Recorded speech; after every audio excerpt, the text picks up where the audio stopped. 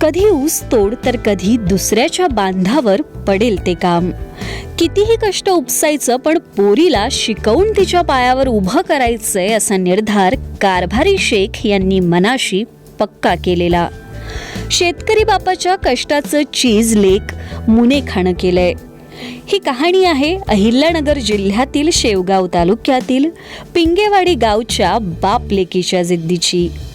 घरची जेमतेम परिस्थिती, कष्ट केलं तरच 2 वेळची चूल पेटणार असं असतानाही कारभारी शेख यांनी मुलीला शिक्षणाच्या वाटेवर चालवण्याचा निर्णय घेतला. पोलीस भरतीची तयारी करणाऱ्या मुनेखासाठीही ही वाट जणू अडथळ्यांची शर्यतच होती. कधी पायात बूट नसताना धावण्याचा सराव तर कधी अभ्यासासाठी 2 पुस्तकं खरेदी करायलाही खिशात नसलेले पैसे. पण मुनेखाने कधीच तक्रार केली नाही. आपले वडील आपल्यासाठी प्रचंड कष्ट करतात याच जाणीवेतून तिनं प्रयत्नांची पराकाष्ठा करत खाकीचा मान पटकावलाय.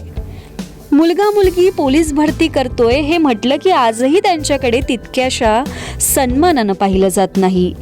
मात्र एका मुलामुलीच्या पोलीस भरती मागे त्या अख्ख्या गोरगरीब कुटुंबाने प्रचंड कष्ट उपसलेले असतात. मुनेखा आणि तिचे वडील कारभारी शेख यांची ही प्रेरणादायी कहाणी. माझं नाव मुनेखा कारभारी शेख आहे. पिंगेवाडी तालुका शिवगाव जिल्हा अहिल्यानगर. माझी पुणे पोलीस कॉन्स्टेबलमध्ये निवड झालेली आहे. जेव्हा मी ग्राउंडहून आले होते का स्टार्टिंगला तेव्हा मला जास्त मार्क नव्हते, पण मी जास्त तयारी लेखीवर केली. माझ्या घरच्यांना आई वडिलांना विश्वास होता, पण गावातल्या कुणाला विश्वास नव्हता माझ्यावर. म्हणजे मी जेव्हा ग्राउंड देऊन आले ना, माझ्या आईला सर्वात आधी माझ्या आईला फोन केला. आई खूप खुश झाली तेव्हा. नंतर मग ग्राउंडला मला अपेक्षित मार्क भेटले नाही, पण तरी पण मी लेखीची तयारी माझी आधीपासून लेखीची तयारी चांगली होती. मी स्टडी केलेला होता. मला ते म्हणजे लेखीचं काही एवढं वाटलं नाही. माझ्या आईने खूप कष्ट घेतले माझ्यासाठी. आमच्या गावातल्या कोणत्याही दुसऱ्या मुलीला एवढं शिकवलं नाही एवढं मला त्यांनी शिकवलं. माझ्यासाठी एवढं काम केलं. शेतात माझी आई दुसऱ्यांच्या शेतात जायची मला आणि पैसे पुरवायची. आई वडिलांनी पण लोकांची इथं पाणी भरलं, ऊस तोडला, शेतात भरपूर काम केलं आणि मला पैसे पुरवले. त्यांची खूप साथ आहे मला. त्यांनी खूप मदत केली, त्यामुळे मी आज इथपर्यंत पोहोचले. मी तालुका स्तरावर राहायचे माझी बहिणीसोबत.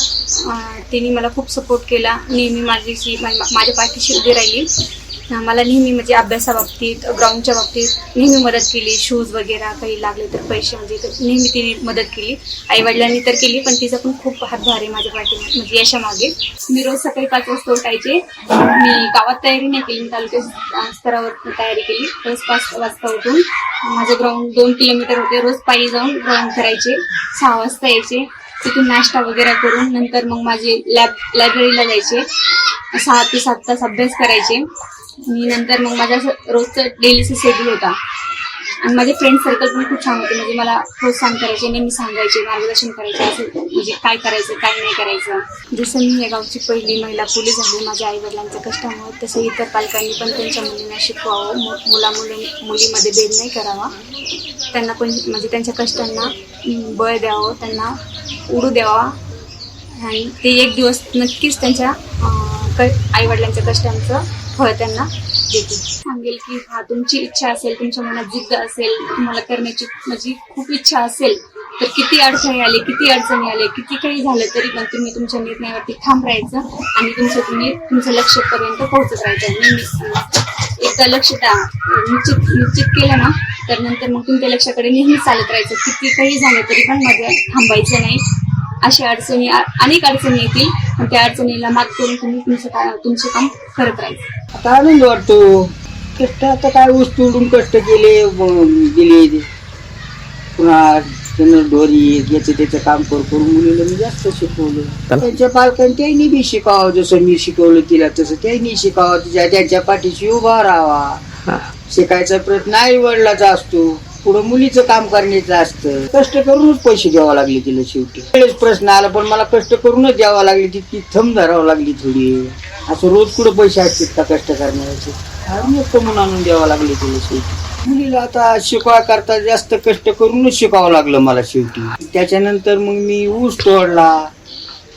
मला आनंद झाला मुलगीची नंतर लागल्यामुळे जास्त किंवा आपल्या पोरीने आपला पान फेडून दिला बाबा काय असेल ते.